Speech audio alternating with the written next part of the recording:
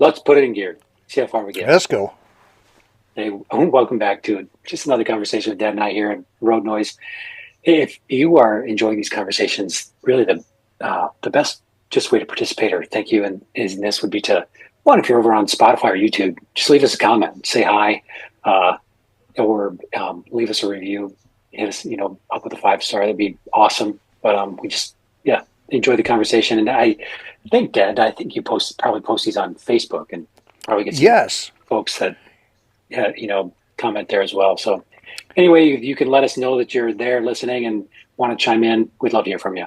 But Yeah. all right. So last week we were talking about we were out in South Dakota, and curious where we headed this week, Dad. Let's go to the opposite direction and head to the East Coast.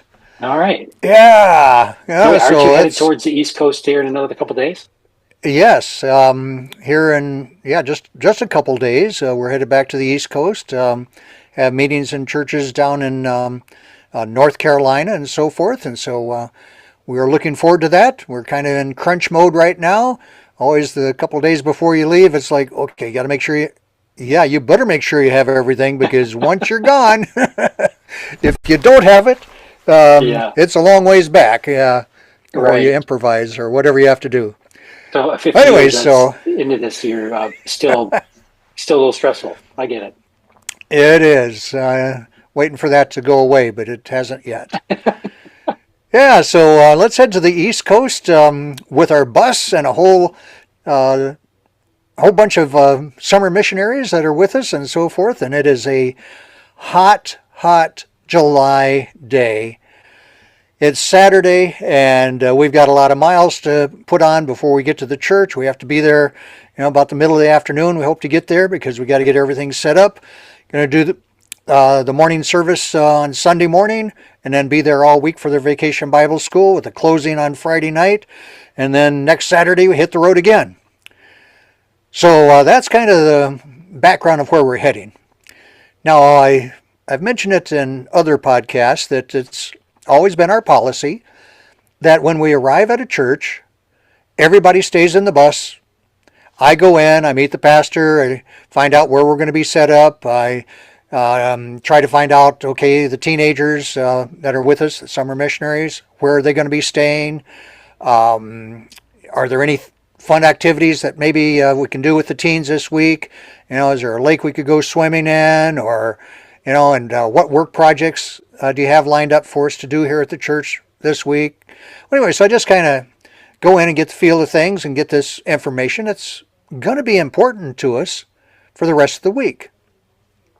Now, when we're traveling, I'll be real honest, I had a pretty loose dress code. And the bus didn't have air conditioning, and so if the teens wanted to wear shorts in the bus, I'm okay with that. All right, and but they know that when we get to the church, girls, you're going to have to be in a dress. Hopefully you don't have to wear dresses all week long, but at least by the time we get there, go in the back of the bus, change clothes or whatever, so when we get there, everybody's presentable. And typically I'd have a pair of dress slacks on and just a casual dress shirt, and that's how we'd travel. So like I said, it's a hot summer day, and we're been on the road, and it's a sweaty day, everybody in the bus and so forth, but sure enough, we get to the church, beautiful church, and I get out and I go in, meet the pastor. Beautiful church inside as well. Gives me a full tour of the building and shows me, here's where you'll be set up, for the services tomorrow, and just leave everything set up for the week because all the kids will be in the main auditorium here and so forth. And so I'm pretty excited about what I'm seeing. And I mean, this is looking good. So we go into pastor's office, and he gives me a paper that was all typed up, had the names and the phone numbers for the people that are going to be hosting the teens. So if you need to get a hold of them, here's the phone number, here's the house, the people that they're staying with and so forth. So all that is in place, and like I said, it's looking good. And so I'm excited about doing Vacation Bible School here. Well, anyway, so now I need to go back out and tell the teens and so forth. Okay, here's the people you'll be staying with this week and so forth, and we'll be setting up in the auditorium, and here's the work projects they have for us that they'd like to have done. And well, anyway, so I'm getting ready to leave his office and go back out to the bus and tell everybody what's going on.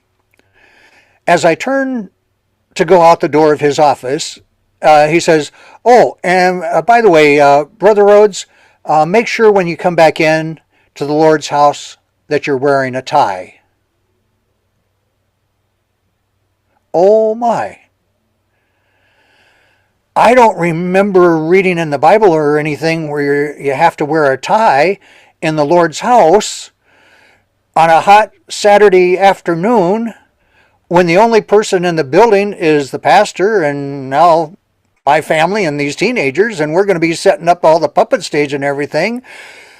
I didn't say anything, but my hopes and dreams of a wonderful week kind of got shattered, because I thought, okay, if this is that important that I wear a tie in the Lord's house on Saturday afternoon setting up the puppet stage, this might end up being a long week. And I'll have to say that I was right on that impression. Well, anyway, so I go back out to the bus, and fortunately the girls had changed clothes and they looked presentable. We had one teenage guy with us, and he did not have a tie on. And so I informed him what the rules were here, and that I didn't like it any better than he did, but I was going to put a tie on, and he would, lost my ear, and he would have to do the same thing. And so he did. And these teenagers, well, and you and your mom and your siblings, we could have all grumbled and complained about the situation that we found ourselves in right now, knowing that this very easily could be an ugly week.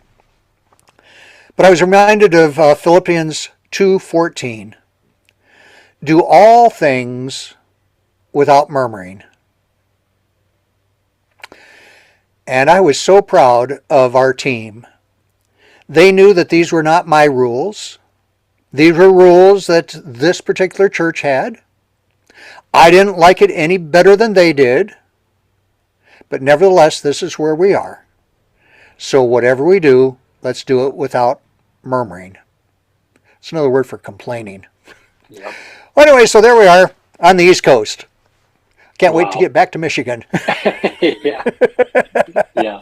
As you were teeing that up and commenting about it was a hot July summer day, like the memories of a hot, scorching hot bus came flooding back to me. Like, I'd kind of forgotten that the fact there was one bus for a long time that had no AC at all, and that were some hot drives and some hot nights trying to sleep. So yeah, it certainly was. It's those kind of environments, though, that teach you what it means to complain or not to complain, and when situations are tough.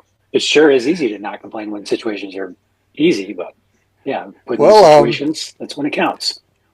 Maybe now that you mention that, maybe next week I ought to share the story of when you kids had crayons in the bus and they all melted. Yeah, I remember those. Yeah, talk about hot days and nights. Yep, those are some hot ones for sure. Yeah. Yes. Yeah, so, being in a traveling ministry like we've been in all these years, we've been in all kinds of churches with all kinds of rules and regulations, and most of the time we don't know until we get there what it is we're facing. But you can usually figure that out pretty quick after you arrive. Yeah. Oh, boy. Well, I don't know exactly when this podcast is going to air, whether it'll be this week, next week, or the week after, but we're going to be into November here, like really quick. And so maybe this podcast actually goes out in November, which I don't know if everybody is thinking ahead, but there's going to be Thanksgiving. And we're planning on whoever our family shows up at 1 o'clock, we're going to have a turkey and everything because it's Thanksgiving. That's what you do. Yep. And I'm sure, Kedron, you probably know the answer to this, but do you know what the most musical part of a turkey is? I Oh, don't come know. on. I figured you'd get this one. Hey, it has to be the drumstick. The drumstick. Yep. Yep. Will you be playing that musical instrument on Thanksgiving? It's hard to beat. Oh, that's All right, let's put it in park. who's the turkey now, right? All right. We'll park it here. Safe travels with to you and Mom over the next few weeks, and yeah, look forward to picking this up again next.